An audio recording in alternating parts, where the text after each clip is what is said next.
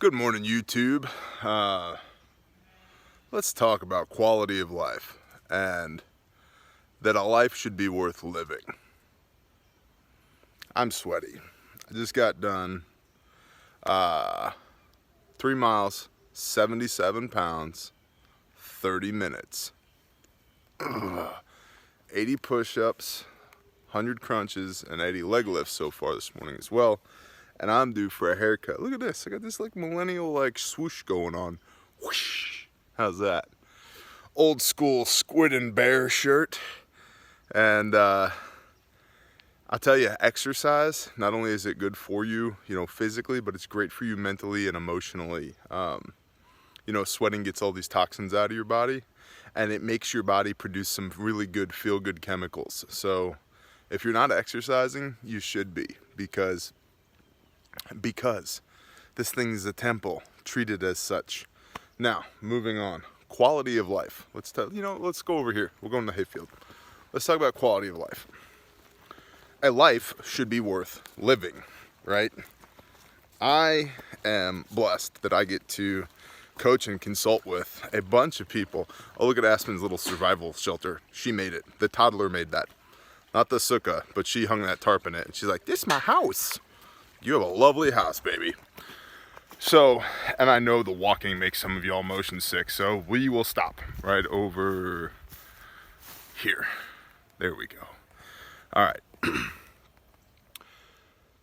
I'm blessed that I get to talk with a whole bunch of you, boys and girls.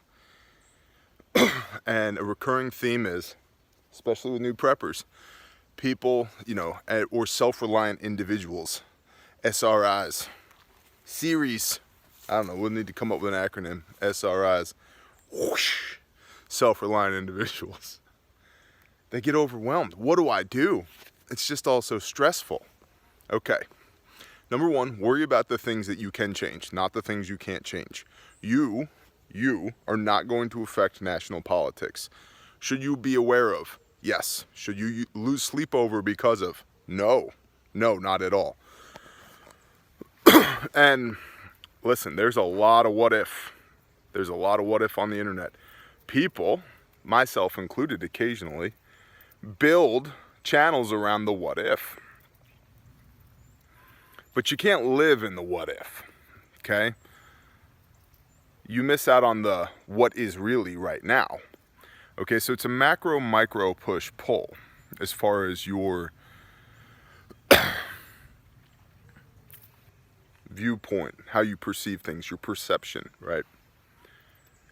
You need to find joy in your life. You need to have fun. You need to hug the people you love. You need to tell them that you love them. You need to do things that are good for your mind, good for your body, and good for your soul. Okay, you need to do those things. That's not a nice to have. That's a need to have. You must do those things. You also need to be concerned, not worried, but concerned about whatever the future holds. Okay? Stress, changing gears, stress is a biochemical feedback mechanism. A biochemical feedback mechanism. The things that you stress about are the things that are important to you, for one reason or another. If you're stressed about your little girl going to college, that's because you love her. If you're stressed about not having enough money, that's because you know that there are obligations that you need to fulfill. If you're stressed that you're running out of time, that's because you know that there's things that you should be doing that you're not doing, etc., etc., etc. Now, I'm not the ultimate human being, okay? I am not Yeshua HaMashiach. I am not the anointed of Yah. I'm human too. I suffer these same things. I have been blessed with some pretty good self-awareness, though, and some excellent brethren around me to go, hey, dude, you're off track.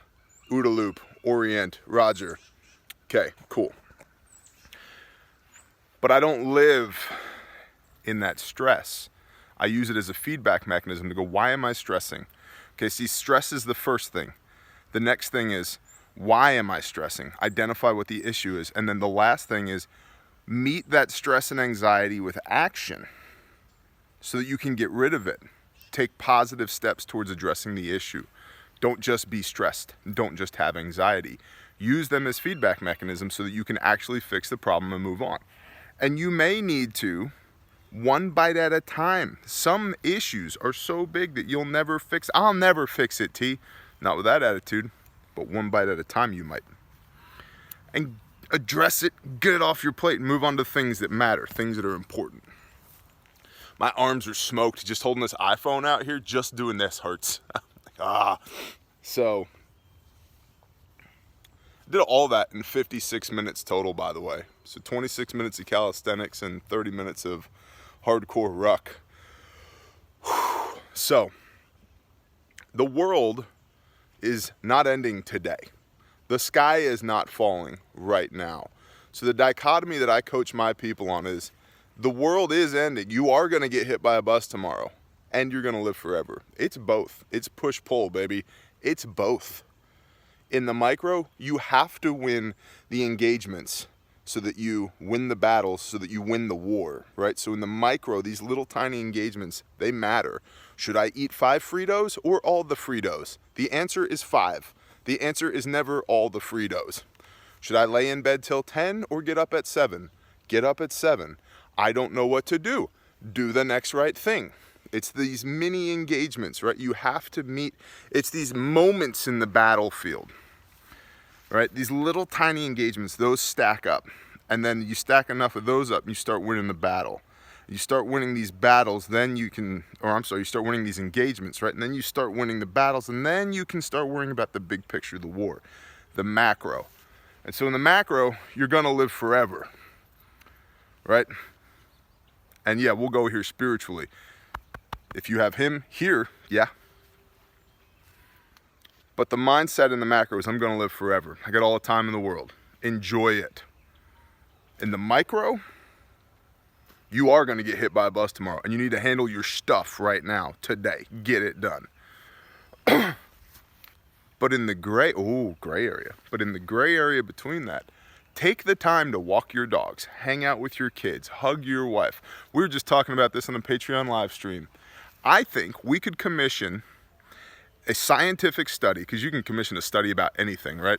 And correlation is not causation, remember that. But I think we could commission a study to examine the shape of a man's hand compared to his wife's butt structure. We were talking about this on the Patreon men's group. And it's like, listen, if the butt is presented, the husband has a moral and ethical obligation to touch it. This is a fact. Ladies, you present the butt, we're going to touch it. I'm not going to touch your butt, but I will touch my wife's butt. That's, it's just the way we're wired, right? So, if your wife presents it, touch it. Right, ladies? Go touch your husband's butt. And if he lives like, what the hell is that? You go, you presented it. That's the rule. Bear told me. Bear told me. That's the rule. So good. Now that we have the BTR, the butt touching rule established, get some joy in your life. You can't be all caught up with life all the time. The government shutdown, man, and then the food stamps, they're not going to pay the food stamps, and then the economy's tanking, and did you see what happened to Bitcoin? And now over there in Russia and China, yes, all of that, all day, absolutely. That's all valid, but it's valid macro, big picture. In the micro, what should be tripping your tripwires up here is, I didn't do enough push-ups today. I didn't tell my people that I love them. I didn't call my mom, right? I didn't grind on this thing that I needed to do for work and I missed my deadline. And then you use that stress so that you execute, so that you can breathe and have the time in your life to do the things that matter. Hug your babies, push your kids on a swing, throw the baseball, go jogging with your kids, hang out with your wife, go see a movie, call your mom, plant a garden, play with your animals, like split firewood just 'cause. Worship, hang out with your people. The sky's not falling yet. Will it? Hell yeah, it will. Absolutely. I am 100% of the opinion that society as we know it, this thin veneer of civility is going to go away. It is going to fall apart. But in the meanwhile, be less concerned about that. Be more concerned about the welfare of your brothers. Have you buddy checked lately? I haven't. I need to. Does your wife know you love her? Does your husband know you love him? Have you talked to God today? When was the last time you took your pastor to lunch and just hung out and talked? When was the last time you spent more than 5 minutes of time with your kids when you weren't holding an iPhone? Oh yeah, babe, that's cool. 3 fingers pointed back at me, which is why I can say this to y'all. So, is the sky falling? Yeah, hell yeah. Does it matter? Not right now, it doesn't. Right now, you need to get you squared away. Positions of strength, another Patreon video. Positions of strength. Get you good so that you can be a blessing to everybody else around you and enjoy life. Enjoy life. Smile, laugh, touch your wife's butt. Just a little pinch, pinch. Play with your kids. Worship the creator of the universe. Give thanks for salvation and for blessing. And enjoy life. Because if you truly believe the stuff is going to hit the ventilator any day now, man, you better make the best of this time right now. Because if things get ugly, you're going to regret it. Go smile. Go be a blessing. Go love people. You can worry about the world ending tomorrow. A life should be worth living. Shalom, y'all.